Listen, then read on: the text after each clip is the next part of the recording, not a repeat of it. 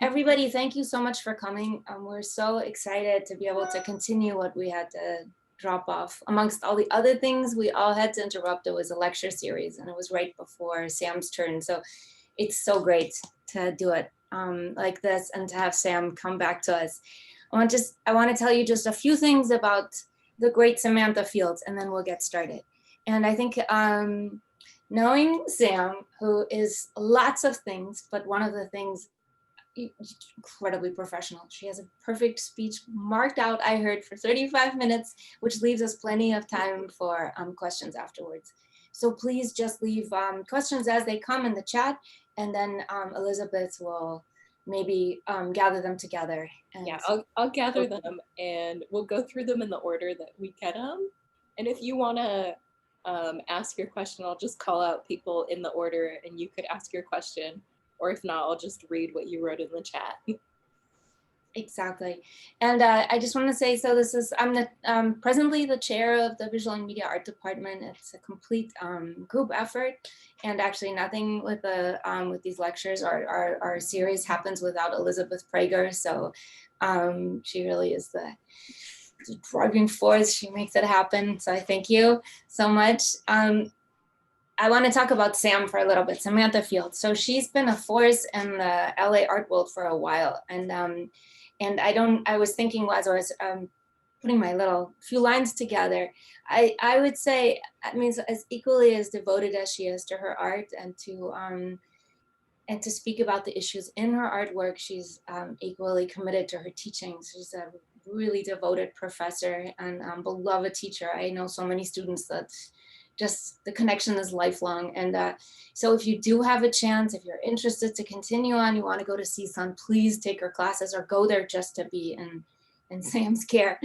Sam has been making paintings for decades now that have dealt with storms and fires. And it just is crazy how much her paintings are more relevant now than ever. They always were, but it's almost like she was prescient.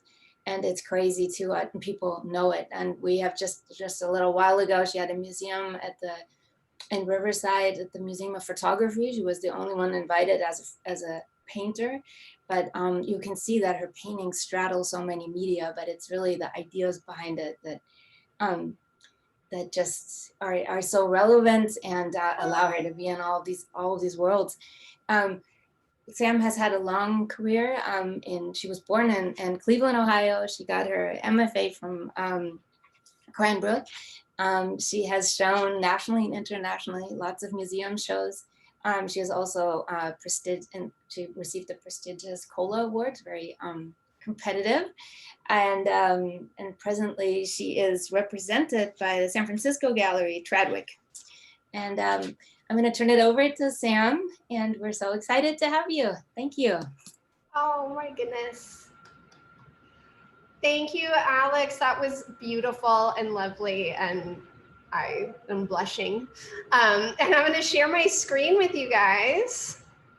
And I'm really, really happy to be here. Like I said, I get incredibly talented students from your schools. So I'm always really excited when people tell me where they're transferring from. So Cal State Northridge, we're really happy to be a school where you feel comfortable sending your very best students. So keep sending them.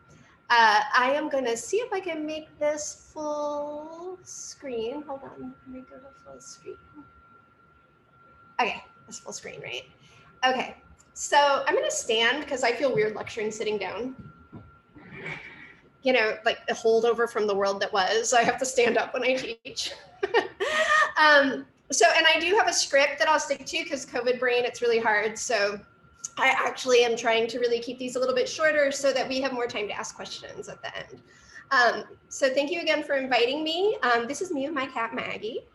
And I'm going to talk a little bit today. I kind of frame my talk in the sense of maintaining a creative practice through disruption. So I'm going to take you right up to the present in my practice. So it seems silly to start a talk this way with my cat. But one thing I discovered when I was teaching at the start of the pandemic was that a few short minutes of sharing pets each week did a lot to help my students feel more connected during this strange time. A little Zoom self-care. So here we are starting our time together with Maggie. And this was actually a photograph that I submitted for a project that I did online with a bunch of writers. And so that project was How Are You? So I'd like to read you a very short essay that I wrote in the first month of lockdown in Los Angeles for this website, How Are We? It's a project created by writer Nicole Walker as a way for creative people to check in with each other. So they asked us for a picture that was like current and from the pandemic. And I had that was like the last picture on my roll, so it's the one I use. So how am I? Every night, just after sunset, a rat runs down the power line that connects my studio to our house. First time I saw it, I yelled, "Rat, rat!" Now I look forward to seeing him. He's so fast, running along the wire, a tightrope walker, unafraid, no net. If he doesn't show up, I worry a little, and I add it to the rest. Some days I paint. I'm a painter making paintings that may or may not be seen. A tree falling in the woods. Is it art if nobody sees it? I'm being hyperbolic. I see them, Andre sees them, we count. I keep making, but my making is sporadic. It feels like a furlough when I paint, a temporary reprieve where I can fall into familiar rhythms. I need more ultramarine blue, put it on the list. I'm a professor. Since March, I've been on a panic-driven curricular triage. Now the term is over, but Zoom meetings persist. We must plan for fall. People on the internet exclaim, I have so much time now. I'm bored. Here's my banana bread, and I am envious. I seem to have so much time and no time at all. How's that possible? How's any of this possible? I have what is called the disaster mindset. My paintings are about the end of the world. Wait, no, it's about the end of us. The world soldiers on. We are not the world. In the past, I carefully painted the people out of my landscapes. Sometimes there would be a hint of us, a house with the light on, an empty road. But then I painted tiny people in exodus, out of my work and out of the world. And now they are back, and the landscape is gone. Crowds of people, spring breakers, tiny MAGA hats on tiny empty heads. We live in earthquake country, so we always have a well-stocked pantry. It's never if, always when. But this isn't the disaster I was preparing for. Looks different, looks like us. It is us. I'm adjusting to this new world and I'm thinking about the future. It's a high wire act and I'm the rat. Disaster. For the last 15 years, my work has primarily dealt with overarching themes surrounding disaster. I've broken down this talk into 3 themes of disaster that govern most of my work: environmental, personal, familial, and the political. So we'll start with environmental disaster. I am primarily known for my work about environmental disaster. This is where I live, here in Los Angeles, California, but this is where I'm from, Northeast Ohio. On May 31st, 1985, there was an outbreak of tornadoes in Northeast Ohio. In total, 41 tornadoes touched down in the US and Canada, with 21 of them tracking across Northeast Ohio and Pennsylvania. The strongest, an F5, went through Niles, Ohio, destroying my grandfather's home. I'm certain that my interest in severe weather began with this event, and you can see I put a big red arrow there, so you can see the tornado that ripped through Niles, Ohio, and destroyed my grandfather's house. This is his house before the tornado, inside and outside. Weirdly, the family Bible was spared. Everything else on this piano blew away. And this is one of the few images of that tornado. And back then, remember, it was all analog, so most people didn't carry cameras around like we do today. So it's really, really rare to see an image like this. And I used to shop at that Fashion Bug. And this is the roller rink where I used to skate with my cousins. And that gives you a little bit of the idea of how extreme the damage from this tornado outbreak, as they called it, was. So of course, now I live in California, where we have disasters of a different sort. On January 17th, 1994, a 6.7 magnitude earthquake struck in California, Northridge earthquake, killing over 60 people and causing injury in over 9,000. CSU Northridge, where I teach, was very close to the epicenter, causing so much damage that the school was initially slated for closure. 4 years after this earthquake, I joined the faculty. These 2 disasters bookend my thinking as an artist. It's impossible to separate yourself from disaster. The house is always gone. The landscape irrevocably changed. The next earthquake is always overdue. The next big one is always lurking on the edge of my psyche. And while it is a mystery as to when the next big one will strike, climate change-driven wildfires occur every year like clockwork here, growing bigger and more destructive each year to the point where we now have new words to describe them: firenado, complex fire, and gigafire. show how we grapple with language big enough to describe the scope of this disaster. My environmentalism as an artist isn't a new thing. The Hudson River School artists like Edmund Church were avid, Frederick Edmund Church, were avid environmentalists, using their paintings to petition Congress to set aside what we now know of as our national parks. I follow in their footsteps in more ways than one. Church was famous for constructing his paintings. In this one, the sky is from the Hudson River Valley in upstate New York, the sunset made brilliant by pollution from the booming Industrial Revolution. We get similar brilliant sunsets here in California because of our air pollution. The landscape in the painting is a construct combining elements of the Hudson with elements gleaned from his trips to the West. His paintings were seductive fictions designed to incite wonder and a sense of the sublime in the viewer. So these were kind of very believable fictions. Many of my works are also constructs, and I'll show you how I build them. This is a finished work, which was inspired by the church painting, Twilight in the Wilderness, that I just showed you. Mine's called Wilderness at Twilight. And that church painting is actually at the Cleveland Museum of Art, which is the museum in my hometown. So it's a painting I looked at all the time when I was young, and I thought I wouldn't be allowed to be a painter if I couldn't paint trees just so with that kind of exactitude. And I always say if I just walked into the next gallery, I could have seen some Van Goghs and it would have like used my mind a little bit. But this is a finished painting. This is the original source image for the sky, which was over Nebraska. This is the original source image taken in Yellowstone National Park in one of the areas that had burned previously. And this is a digital composite that I made in Photoshop of those two images that I then colorized. So I make this digital composite before I start painting. Now, not all of my work is composited like this, but a lot of it is. Sam, could you please move your cursor? Oh, crap, it's right Thank there, you. sorry. Thank I you. have a very touchy trackpad. I should just move it over here. Okay, so I make my work, let me see, where was I? My paintings are acrylic on canvas and I make them with an airbrush. So these are two of my airbrushes in my studio, and they're actually, I'm looking at them right now.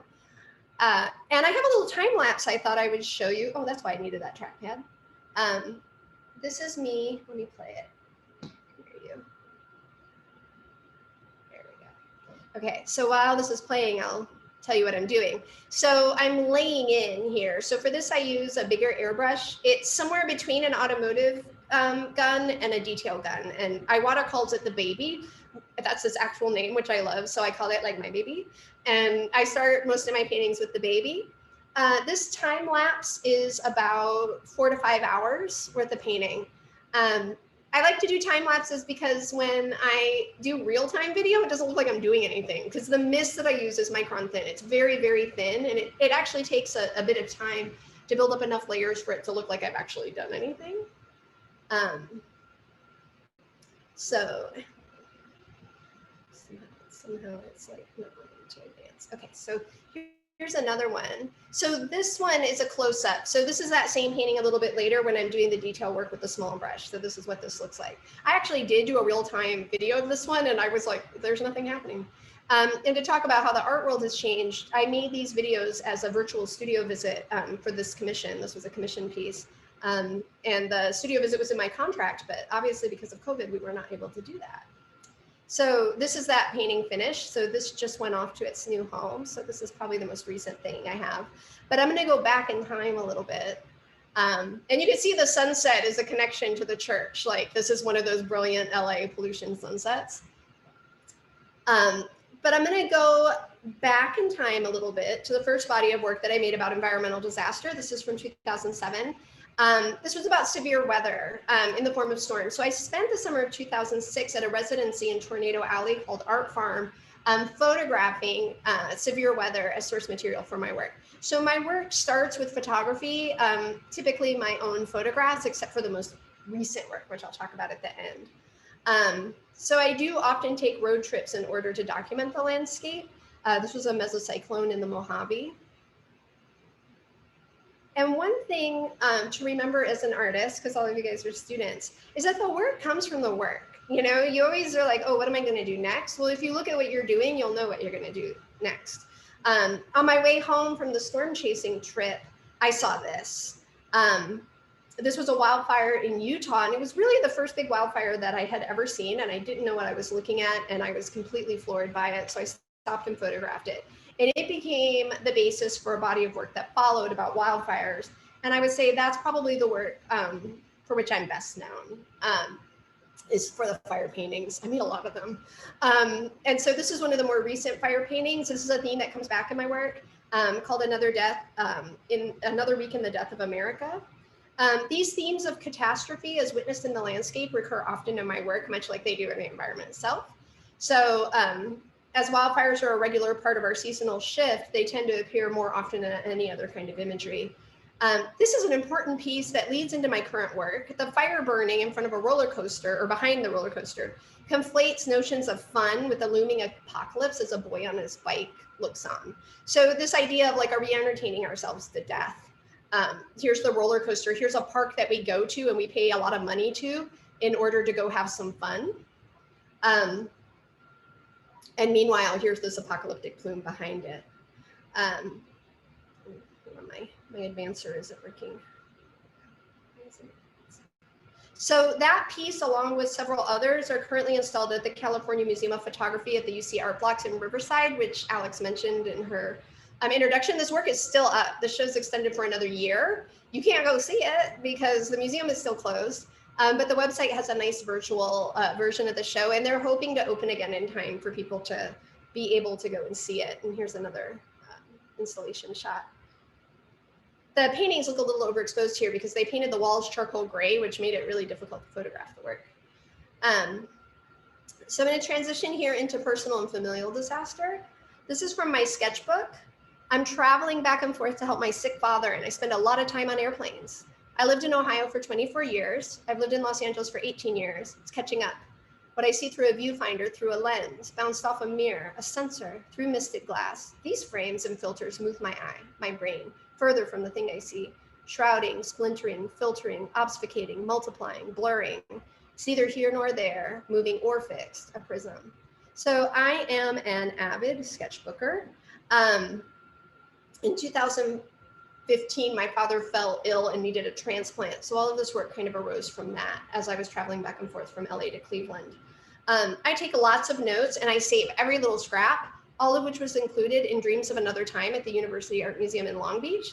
This was a 2-woman show with artist Rebecca Campbell, curated by Christina Newhouse.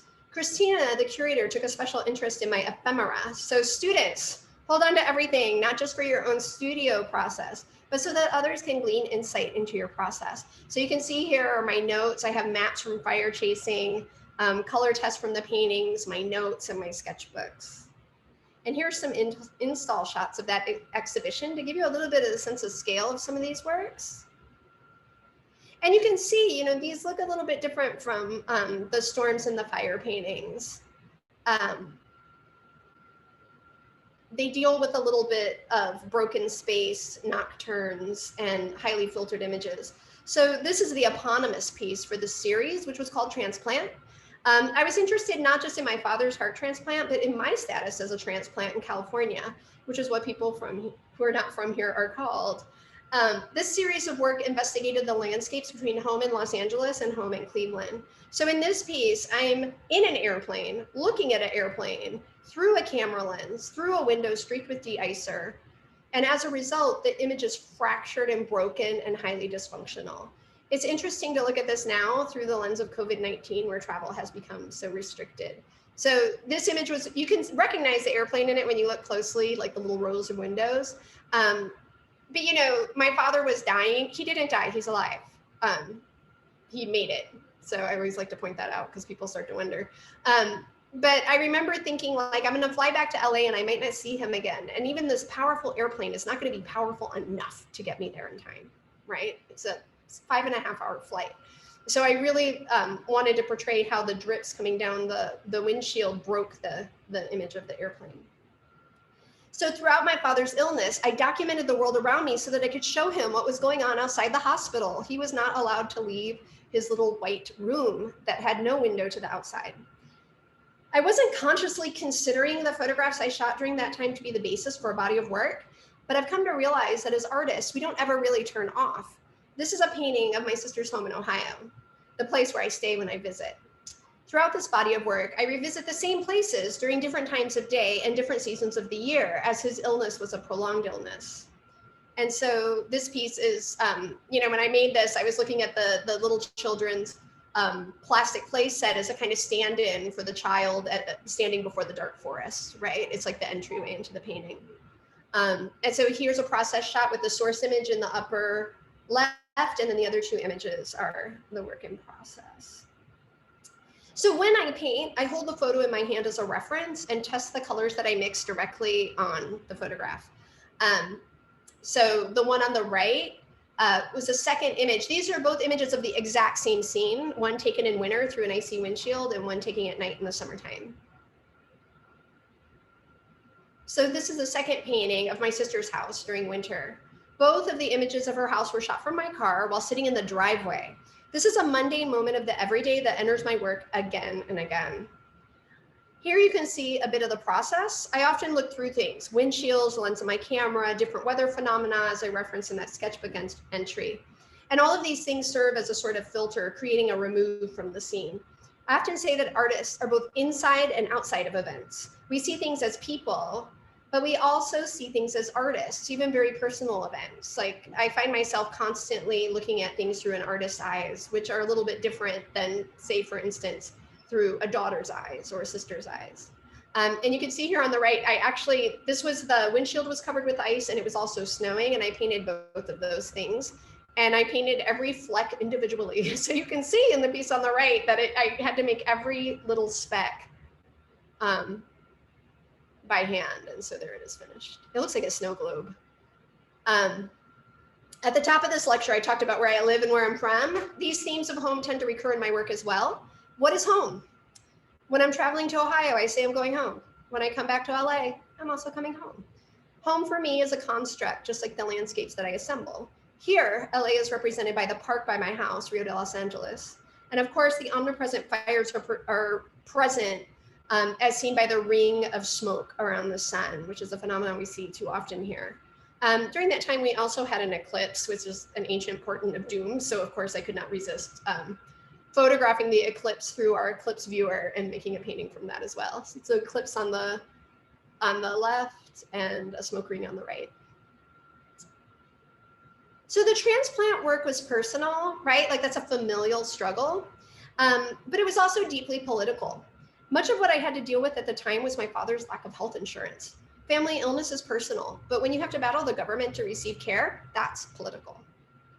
So this leads me to my most current body of work, which begins with an image of a dysfunctional airplane, another one. With my own students, I often talk about how artists construct meaning in their work. Like a lot of my teaching centers on conceptual development. So I like to unpack a painting for you whenever I give a talk about my work. So I'm going to unpack this painting. So my husband and I, Andre, he's also an artist, we did a call and response exhibition during the lead up to the 2016 election. With its origins in jazz, a call and response is a creative series where artists take turns responding to each other's work. For my first work, I gave Andre the universe turned inside out, because that's how it felt, an inverse universe. He responded with a constellation of cut trees installed on his studio wall. In response, I took an old painting of the Mount St. Helens blowdown forest and whited it out with whiteout. Clearly, obliteration was a theme that was emerging from our collaboration. But then Andre sent me this. And if you don't know who this is Steve Bannon, the architect of the Trump campaign. He has embraced and helped shape the alt-right. The alt-right adherents oppose multiculturalism, immigration, and often claim that there is a Jewish conspiracy to advocate for white genocide. Bannon, founder of Breitbart News, has provided a platform for racists of all stripes, including white nationalists. Now, I did not know what to do with this painting. Andre brought this painting of Steve Bannon into my studio, and I was just like, what am I going to do with this thing? This is horrible, right? And I couldn't think of what to do. So Andre basically had seen that I whited out my painting, and he made the connection to Bannon, who would happily white out interracial families like ours. So now I'm a professor, and I'm no stranger to the memo, often a deadening missive dispatched to institutions when there was a pressing issue at hand. I decided to make a memo, and I listed all of the bad ideas I had for this painting, which really at the time felt like the best I could do. There were things like I was going to drill holes on it, I was going to burn it, and I was like, these are terrible ideas for art. I'm not going to do any of them. In the end, I did come up with an idea, and for my response, I decided to leave Facebook as a performative act. And I made this postcard to announce my departure and provide an explanation. And I sent this out to over 250 people. It reads, I have left Facebook. This seemed daunting at first. If I leave, will I lose all of my information? How will I waste time? Will I still see kittens? Will I lose touch with people? And then I remembered that Facebook is a corporation that monetizes our information to manipulate things like national elections through the unfettered perpetuation of unverified news sources. And I was like, oh, it'll be fine. So interestingly, so I'll tell you a little bit how I came up with this image. These are the balloons. The balloons come from a mashup. Well, the imagery on the postcard is a mashup that takes the balloons from an Apple ad. That was an advertisement for that feature on your phone. You know, when you say happy birthday or congratulations, balloons and confetti fly up on your screen. It's called like a dynamic messaging app.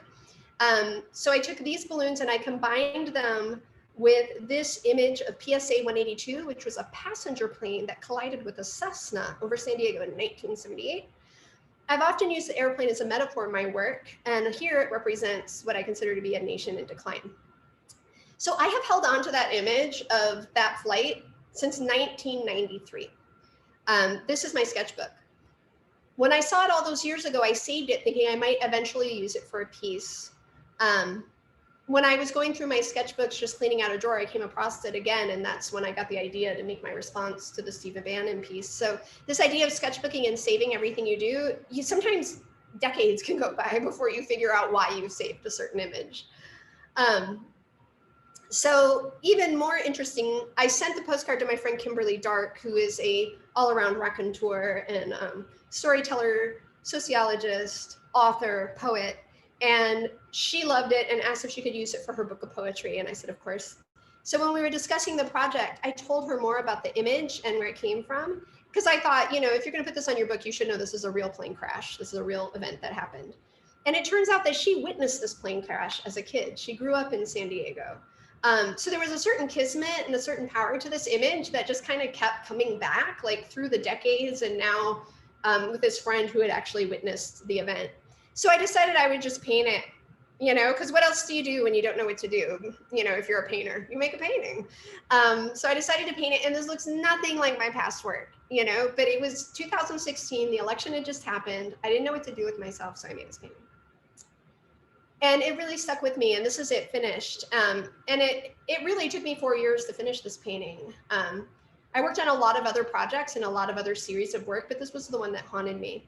So much so that I just had a solo show with all of the work that was generated by this painting at LSH CoLab this summer called American Dreams. There was a brief window where you could have an art opening for like 2 or 3 weeks. And that's when we had the opening. So here I am in my mask.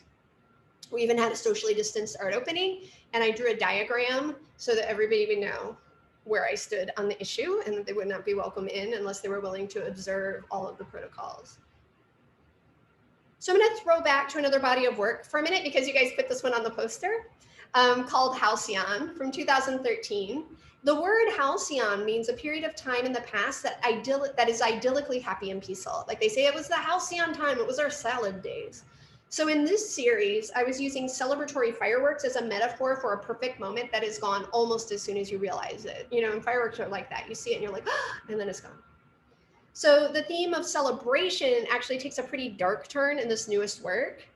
So here's another one of the really nice celebratory ones about happy times. The images of celebration, like I said, they come up in my work again and again. And I actually used images of celebration way back in grad school that I don't even have image of. So these kind of ideas will cycle back in your work over and over again.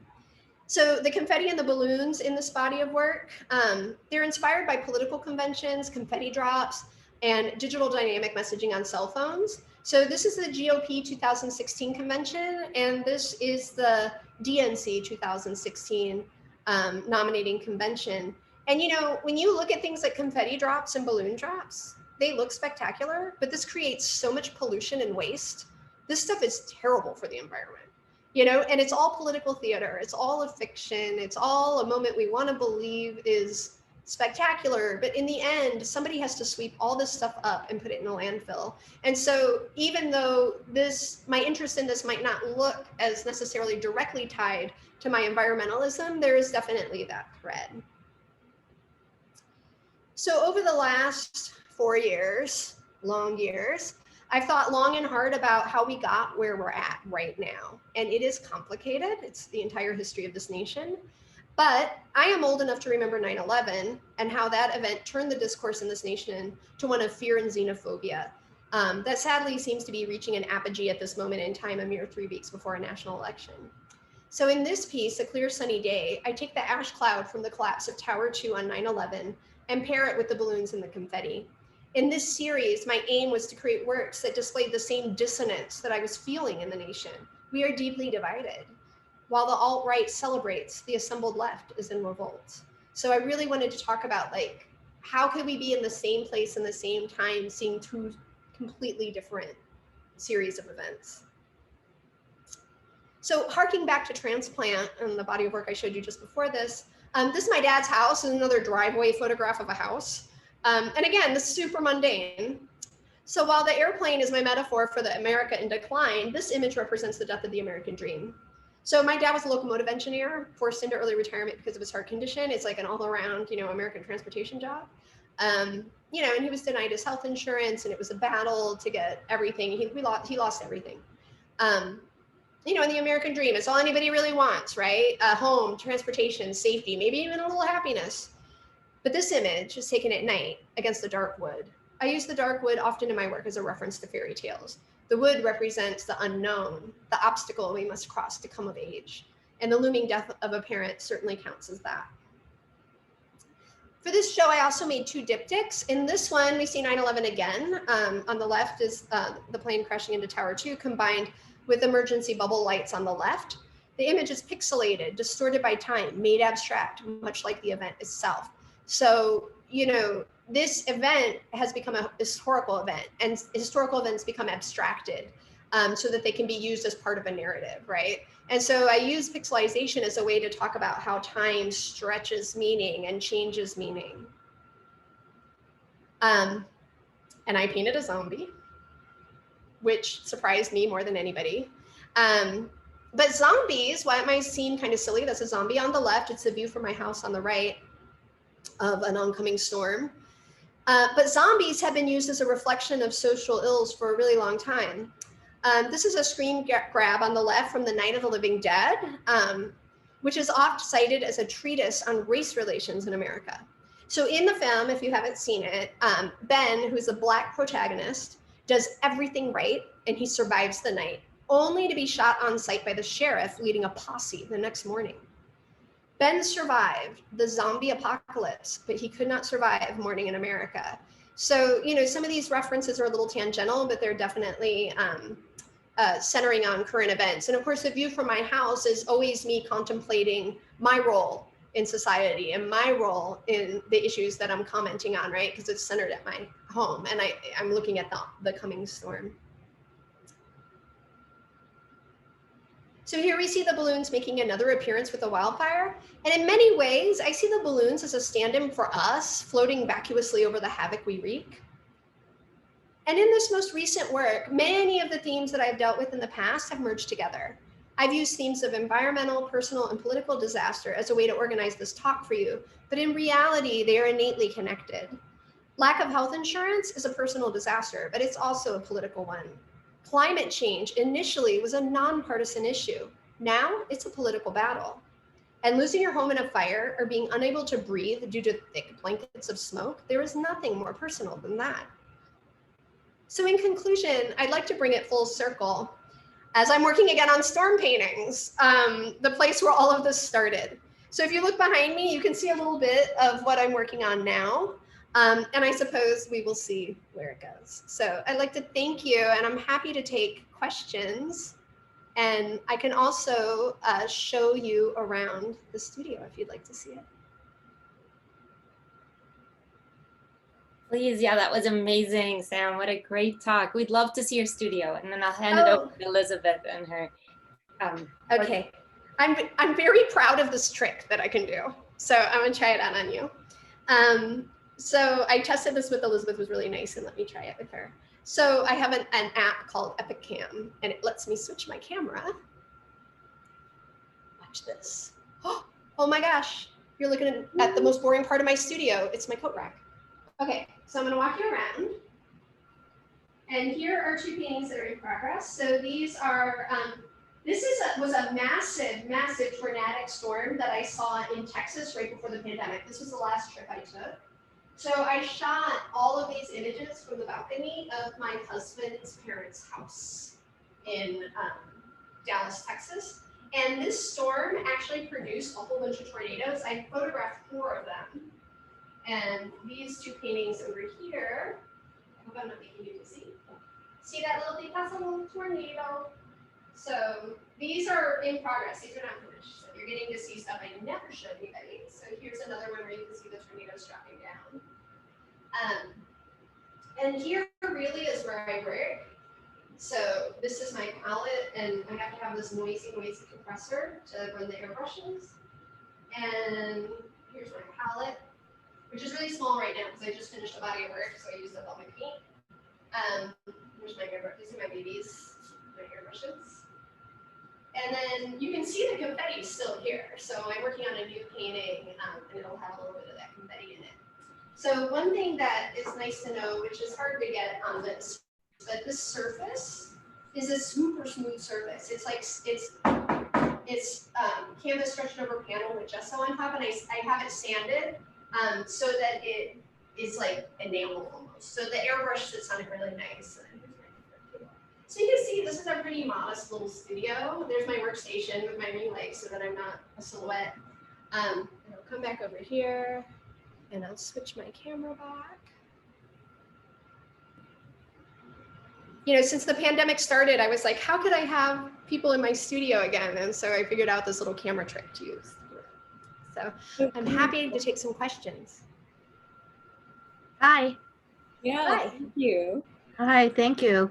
Is it me? Okay, I loved it. Can you hear me? Yeah. Thank you so much for sharing all that. I thought it was just beautiful and just great. And I so much relate to everything because I think I live in disaster every moment, and especially now, everything is a disaster. And it's just so inspiring to me how you are able to take the photographs, and then you said you paint on the photographs, and then you do a painting from that photograph. Now, I use the photographs. So here, I'll show you. I have some here. I print all the photographs that I think I'm going to work from, or that I'm considering working from. And then when I choose one to actually paint from, here's the one I'm working on right now. I print it out with a white, actually painters, this is a really good trick if you're trying to color match. So I print it with a white bar on top and bottom so that I can test the color very near to the color that I'm trying to match. So these are my swatches. So this is just a photograph that I don't paint on. I paint right on the paper under the photograph. Oh, sometimes you're on the photograph. Okay. And then you do a separate painting on very large canvases, right? Yeah, I make little ones too, but yeah. And I was just wondering, because I'm formerly an oil painter, but I was hospitalized with pneumonia 4 times last year. So switching as a beginning painter to acrylics.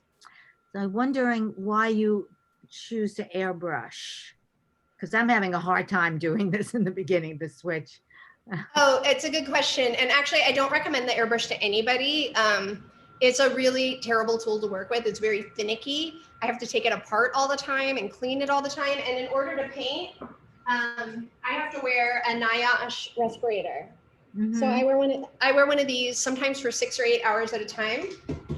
So when everybody was complaining about having to wear like cloth masks, I was like, please, I don't want to hear one word. Yeah, you're right. Yeah, and so because the mist is, you can't breathe that particulate matter in, is really dangerous. Right. And it has to be acrylic because I can't spray oil paint through here without a fully environmental spray booth, which I don't have. But trying to replicate anything you do in oil with acrylic is never going to work. But acrylic has its own qualities. So that's part of the reason I use the acrylic, because of I can thin it, I can make it transparent, I can do so many things with it. But I started using the airbrush on an older body of work where I was painting these kind of mutant animals. And I was using the airbrush because the airbrush was traditionally a tool to cover imperfections. So like now we say people are photoshopped, but back when I was young, we used to say, oh, she's been airbrushed in that Cosmopolitan magazine, right? So the airbrush was a corrective tool. So I was painting these kind of horrible mutant animals, but they were also kind of cute. And I was using the airbrush to lovingly craft them. So it was a conceptual conceit where I like the idea of like, no matter how much I airbrush these things, they would always still be these kind of Frankenstein creatures. And then when the work transitioned into the more landscape-based work, which is still about environmental issues, I stayed with the airbrush because I realized something crucial was happening in the landscape work where I'm painting atmosphere, right? And I'm painting rain, I'm painting fog, I'm painting smoke. And the airbrush actually allows me to paint atmosphere with atmosphere. So I'm using an atmosphere to paint an atmosphere. And that was a very conceptually sound idea.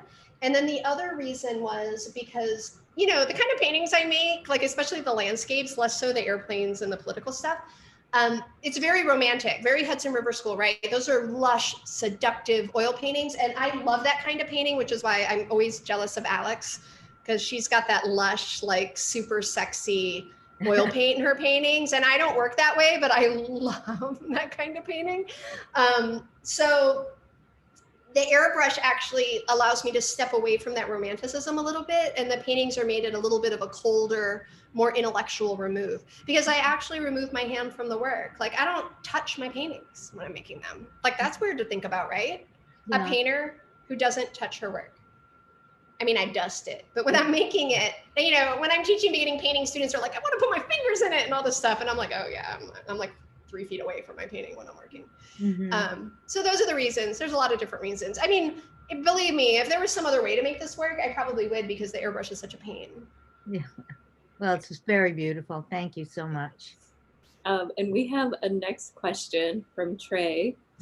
Your introduction of bringing up your "How are you" essay made me tear up. What other mediums or rituals do you practice between work? Oh, wow. That's a lovely question. I love to write. I write a lot. I'm always encouraging my students to write. So if some of my students are here, you can start laughing, because I'm always like, write all the time. Write in your sketchbook, write things down, and you can cull that and make it into something. As far as rituals, I really try to work every day in my studio. I would say that's my most important ritual. And I consult my sketchbooks every day. So I have lots of sketchbooks. Even if I'm not actively painting on a painting, I come into my studio, I flip through my images, I go to my sketchbook, I'm like, where's my head at right now? Like, especially now, because I'm making a new body of work, right? So I'm kind of like mapping out where I want the work to go. So I consider the studio practice being engagement with your work. Whether or not you're completing a big painting, looking at your sketchbooks, conducting research for your work, making sketches, to me, that is all part and parcel of the same thing. And the same with writing.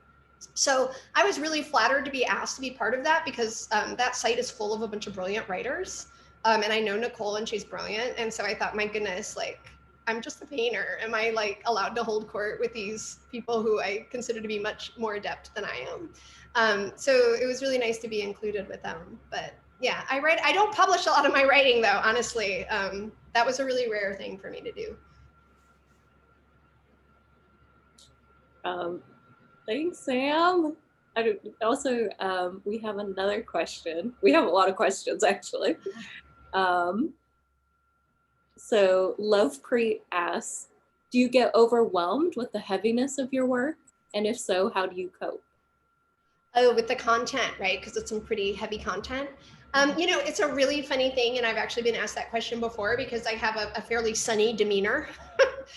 You know, I'm a pretty happy person, but I am a deep thinker. I am very civically engaged through various means. I mean, I consider myself to be a citizen, and as a citizen, I stay very well versed in everything from environmentalism to the current election, to local races as well. Like I've never missed an election voting.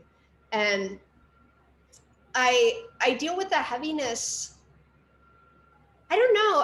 I would not call art making therapeutic for me. I would call it satisfying. Like I'm very satisfied making work. To me, that's a better feeling than happiness, actually. Happiness is pretty easy. Like if you give me some cookies, I'm gonna be so happy. Like that's easy, right? But to feel satisfied, like if you love like the musical Hamilton, you know, when she's like, you'll never be satisfied. I was like, that's my song. Like I want to be satisfied, you know, by my work. And so to me, the heaviness, the way I deal with it is making the work gives me a way to articulate what I'm thinking. It gives me a way to articulate super complex things that are hard to talk about, you know? And somehow through the process of making the work, it allows me to assemble kind of a mosaic of the things that I care about in my work. So maybe that's how I deal with it. I don't know, but I got to tell you, when every time disaster strikes and with this COVID crisis, I am pivoted immediately. Like things went sideways, and within 2 days, I had created an online residency program for my students and published it and built the website, and like 3 other schools were using it. And people were like, how do you do that so fast? And I'm like, I don't know, I swim in disaster every day in my studio. I guess on some level, I'm like, it was just a matter of time, you know? So my brain was kind of ready to like make a decision, I guess. So I don't know if that answers your question, but it's a really good one. I should think about it a little bit more. I think Lovepreet can chime in if it doesn't, but that sounded good to me. Our next question is going to come from Gwen, and Gwen's going to ask it. Hi, this is Gwen Carter, and no, my question was, here, let me go back here because I wrote it down. What made you delve into airbrushing? Like, what made you want to be like an airbrush artist? Yeah, I think I talked about that a little bit when I answered the last question, but I will tell you that when I first started using the airbrush, people in the art world were like, didn't think it was so hot. Like dealers didn't want to say that the work was made with an airbrush because the airbrush is kind of cheesy, you know, like you get your nails done with the airbrush. Contour artists in Hollywood paint fake 6-packs with the airbrush. It's used for like monster makeup and t-shirts at the fair, like airbrush t-shirts with the blingies on them and stuff. Yeah. So it was a really devalued tool. It was a tool nobody really was taking very seriously. I think there was another artist at the time who was using an airbrush. Brad Spence was using the airbrush, and he still is.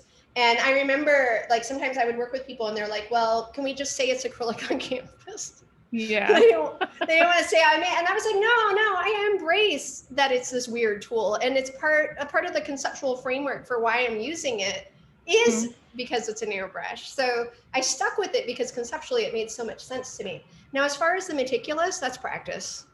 That's just so much practice. Thousands. I can't even begin to quantify how many hours I've spent. Because it's so real. It's not even like, even the picture behind you, you can tell there's a storm coming and it looks real, but it's not.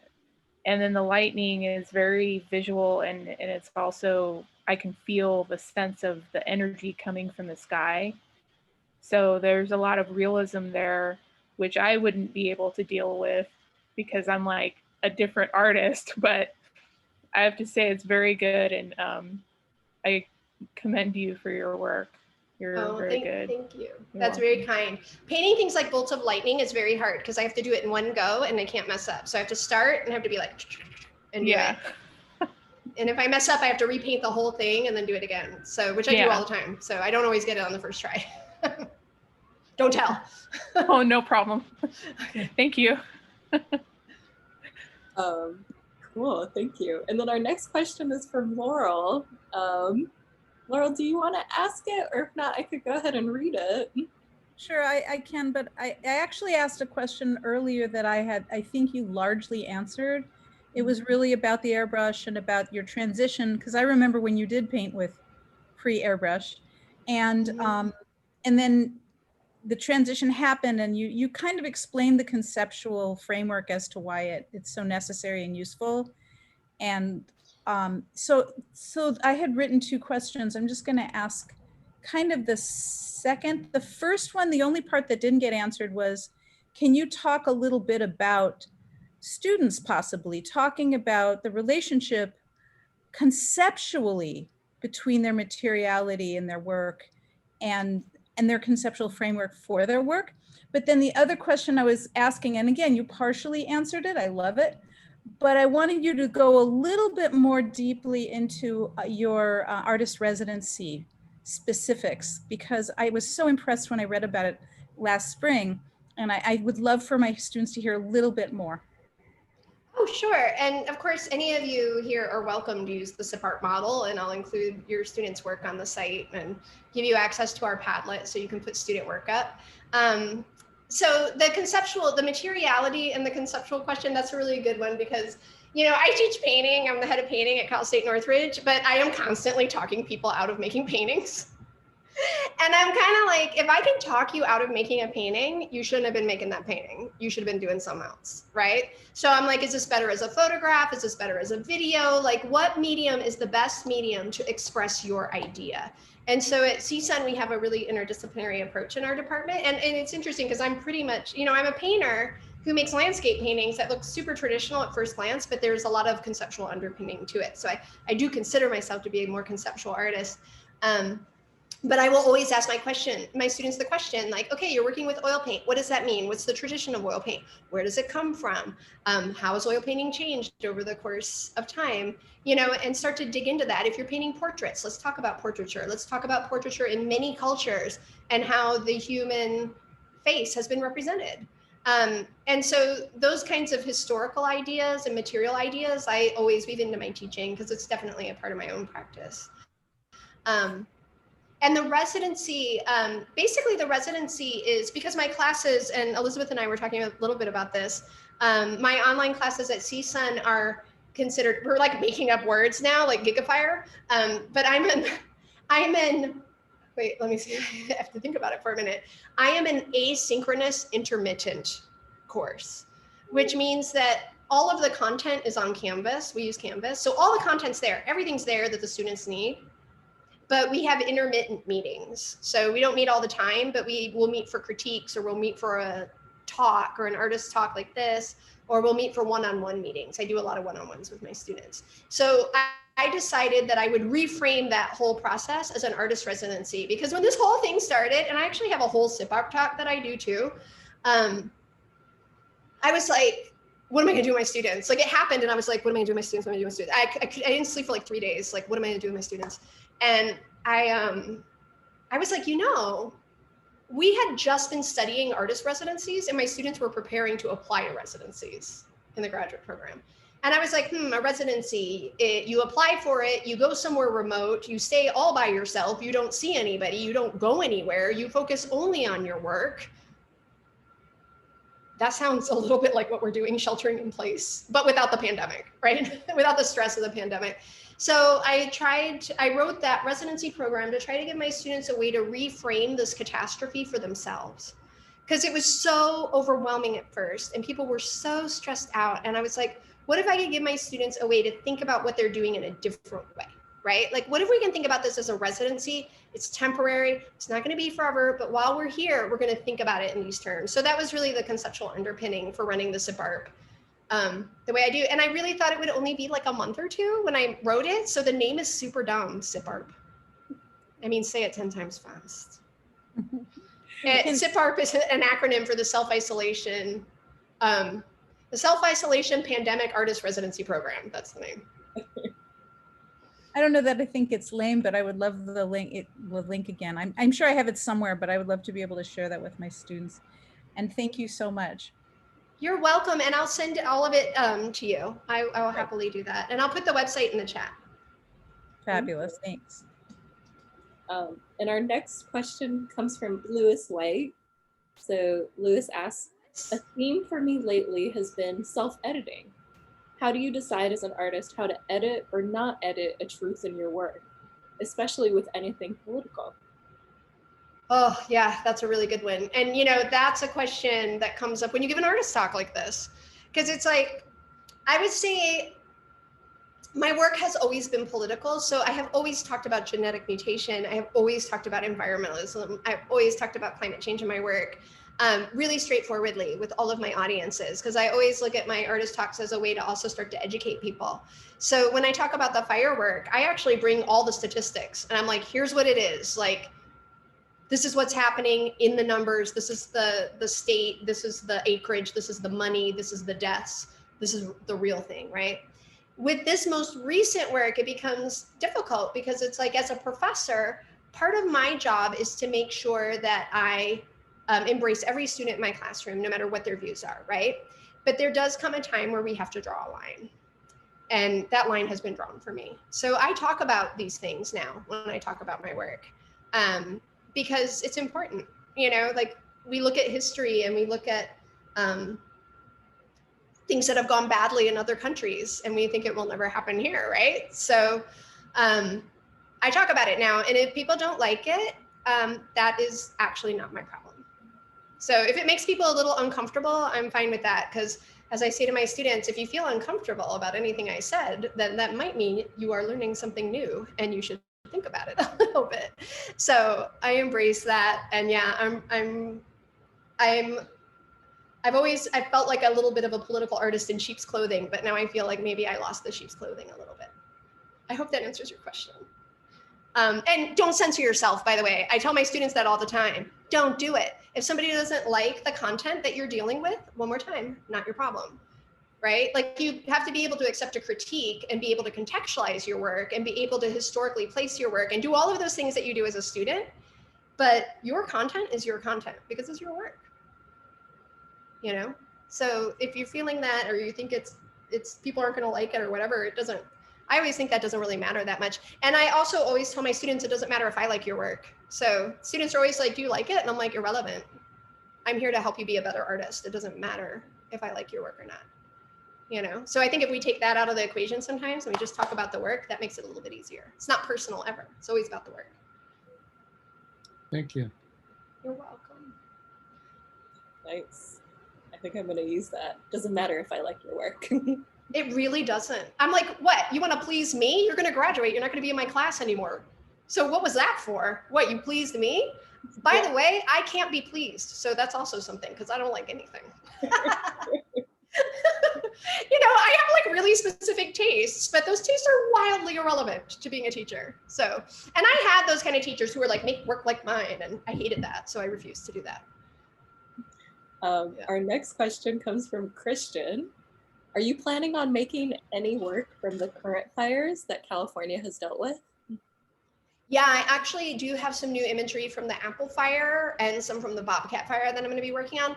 I'm not working super specifically with fires anymore as a direct subject, but it is a subject that's being folded into the other metaphors that I use in my work.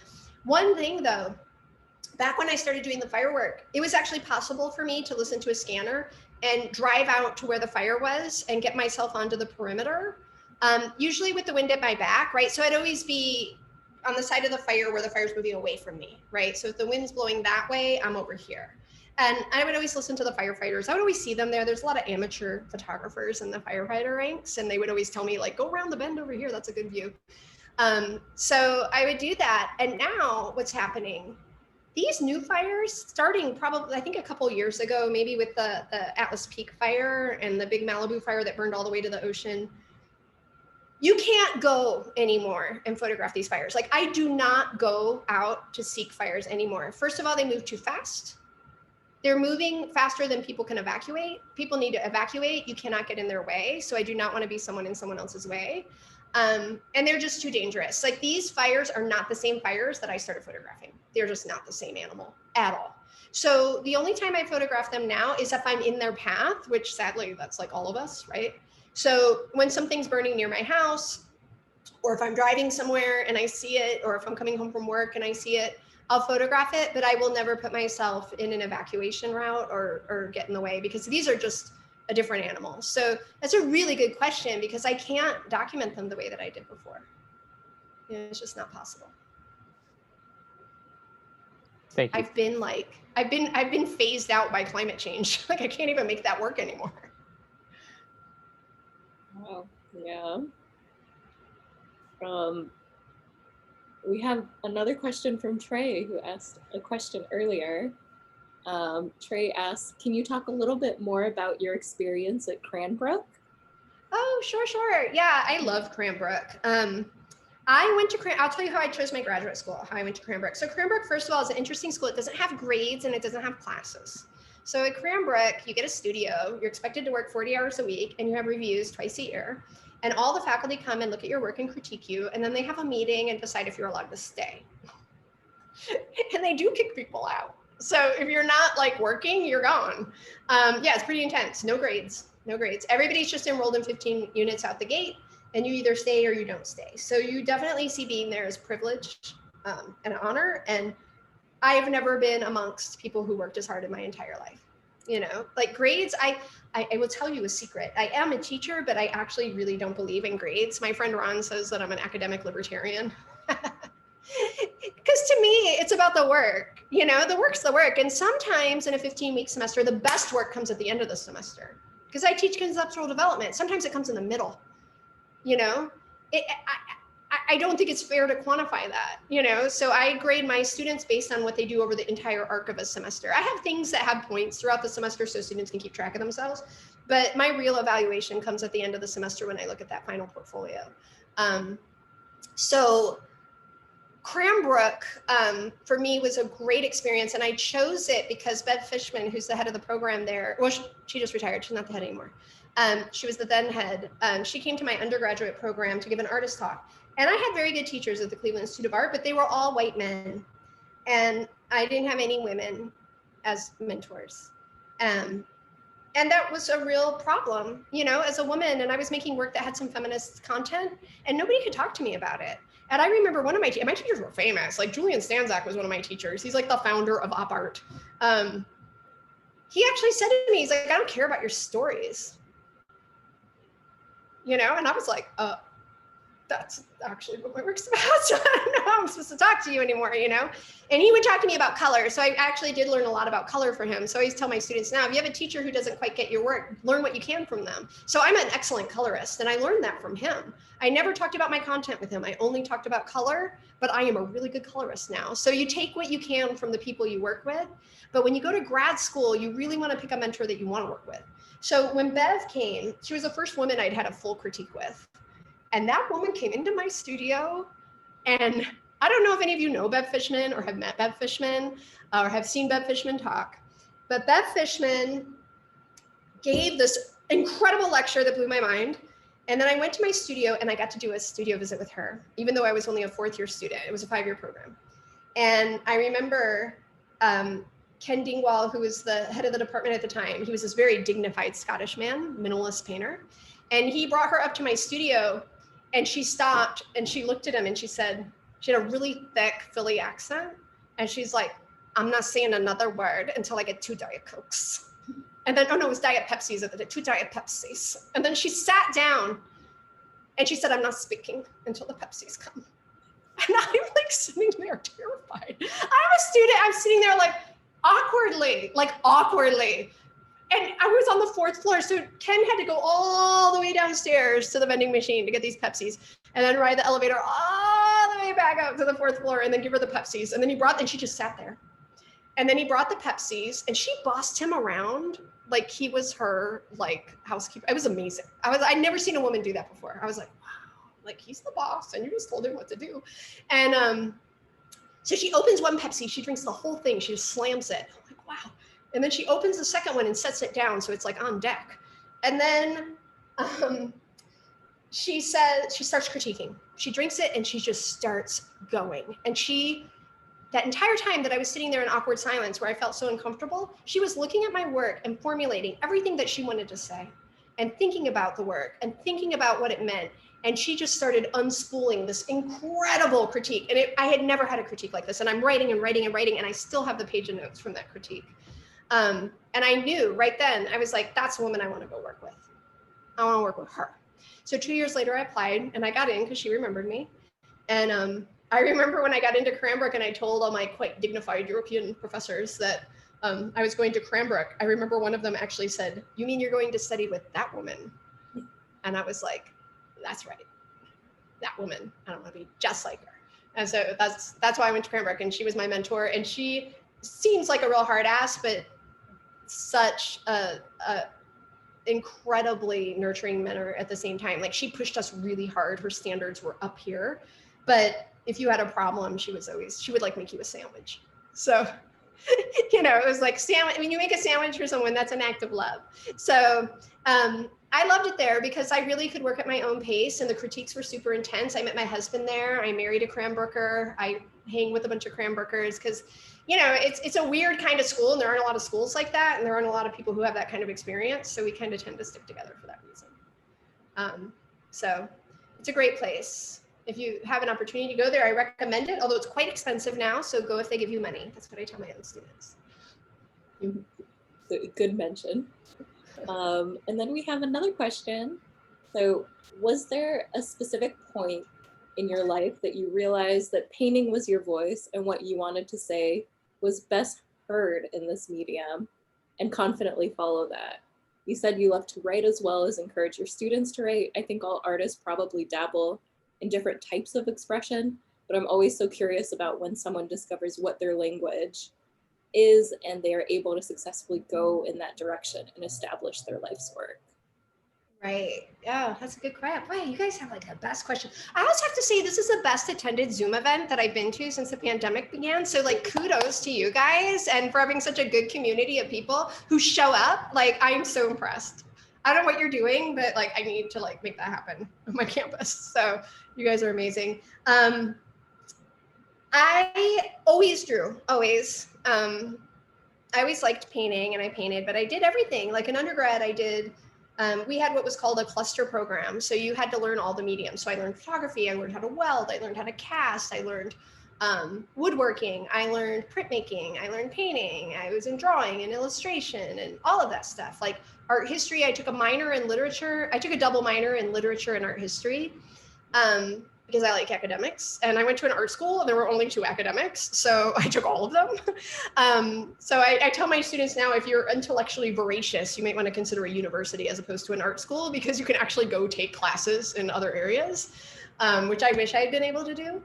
But I tried not to make paintings. Like I was like, being painter is so stupid. Like I'm never going to get a good job doing this. Like, that you can't, by the way, I'm a teacher. My paycheck comes from teaching. I was like, it's so competitive. It's really hard to get shows. It's like, this field is crazy. Like I should do something else. I should be a designer. Like I should be a designer. That's like, I can make designs that thousands of people will see, right? Because it'll get printed, it'll get distributed, it'll be in the world, it'll be on a billboard. And that would be like so much better than being a painter. So I tried to stop painting multiple times throughout my life. Like I just would learn Photoshop or I know so many different things that I tried to use as a way not to make paintings.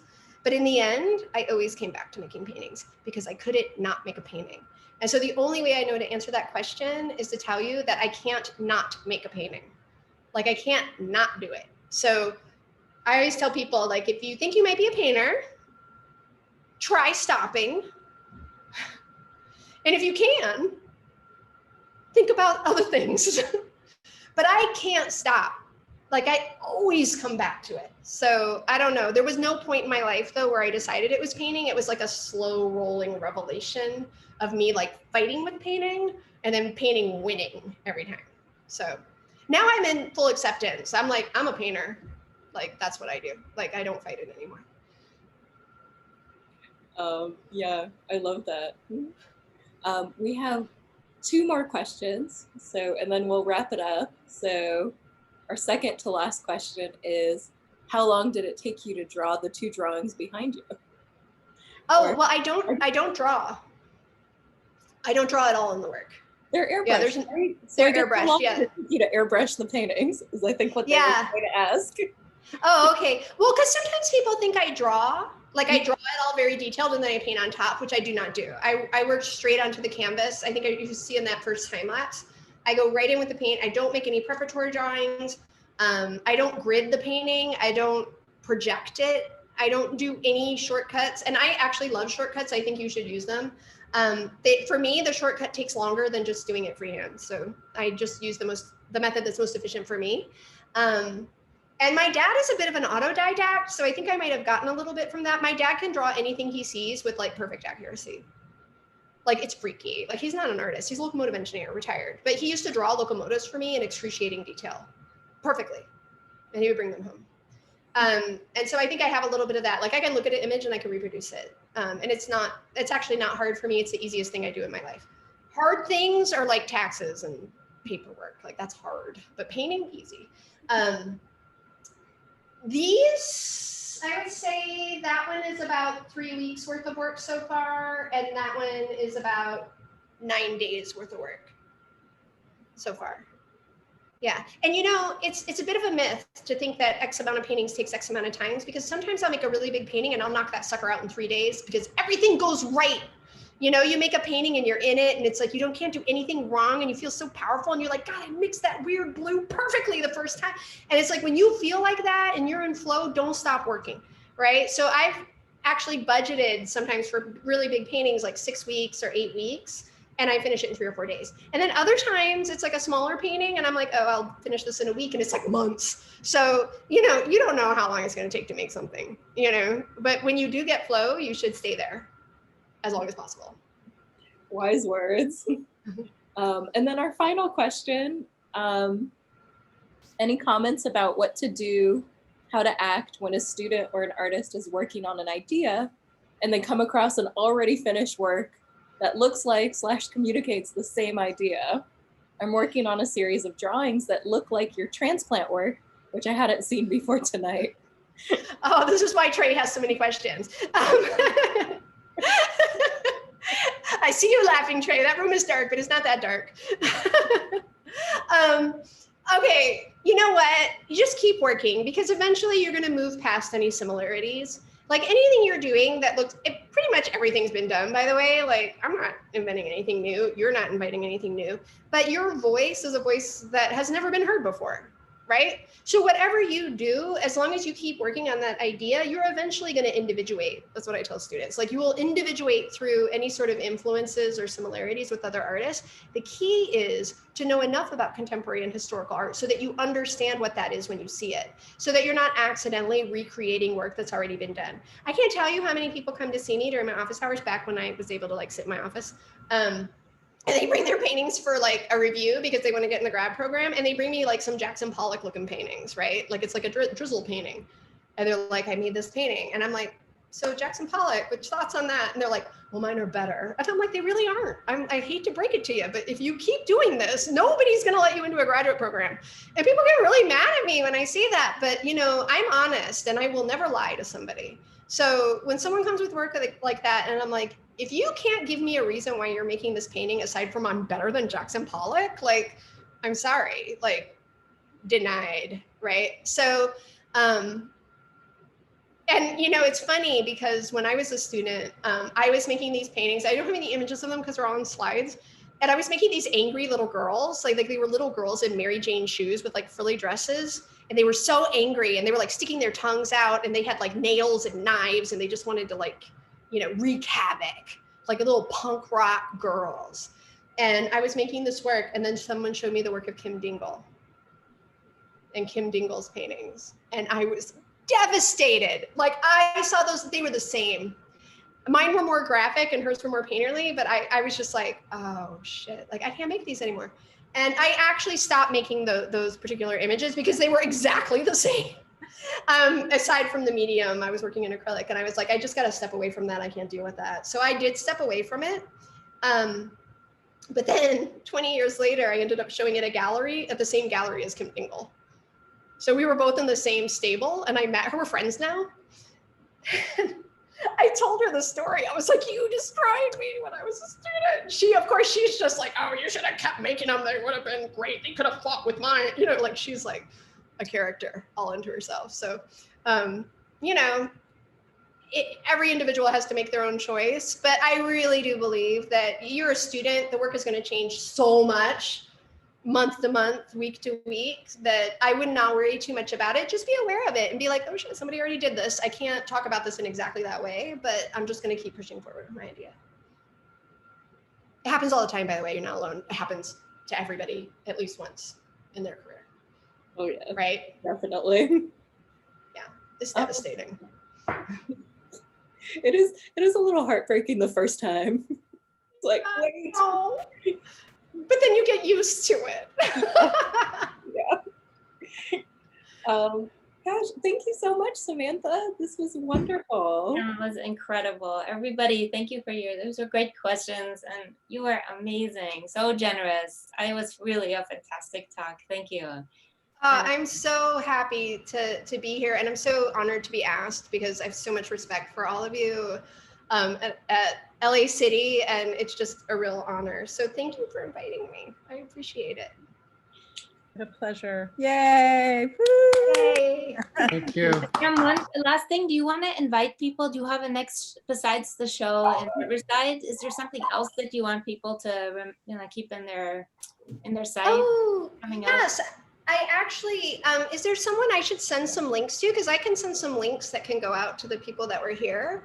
Like I can do a follow-up email. Yes. Yeah, we'll keep it on our website. So we're gonna, right, Elizabeth? We're actually, no, let me rephrase it. We're having a brand new, incredible website happening, which will be our virtual gallery. Eugene Anand students are working on it. And there'll be a separate section just for our visiting artists. So you will have your own space and room, and yes, people would love it. I'm very excited about that. I'm in a show right now called Common Ground at Embed Gallery at Toolbox LA, being organized by the 1111 Collective, the Southern California Women's Caucus for the Arts, and the Department of Cultural Affairs. So it's a really cool show. Like Linda Vallejo's in it. Kim Abelese is in it. There's all these like incredible women in the show, and we're all dealing with common ground, like our common environmental ground, our common cultural ground, our common political ground.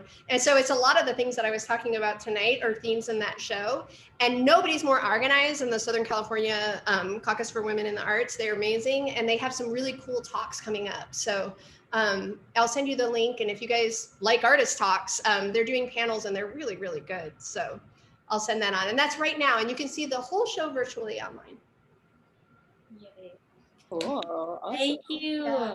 And can I add, if any of you are thinking of transferring to CSUN and you want to make an appointment with me, you can. So I have a Calendly account. Like if you call the art department at CSUN, they'll give it to you. But I have a Calendly account, which I can send that along to Elizabeth as well. And my office hour scheduler is on there. So you can make an appointment during my office hours, Tuesday, Thursday, 9:30, 10:30. So if you're thinking about transferring and you just want to talk about the program, or you want to, you have some questions that remain unanswered, you're always welcome to make an appointment with me, and I'm happy to help transfer students. So I'll make that available. Generous.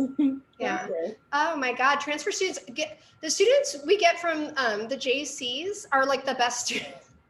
So I'm like, transfers, come to me. Like, you're amazing. You're all working with these incredible professors. You're making incredible work. So if I can help in any way make it easier for you to transfer to CSUN, I'm happy to help. So yeah, I'll send it out, and then you'll be able to make an appointment. You don't even have to email me. You just click it in there and I'll show up in the Zoom. Nice. Thank you. Yeah. All Thank right. you, everybody. Thank you so much. Thank and everybody, thank you for coming. And yes, bye. Thank you. Sam. Thank you, Sam. Bye. Great. Thank you. Thank you. Bye. You're amazing. Oh, I love it. Thank you so much. Take care. Mwah.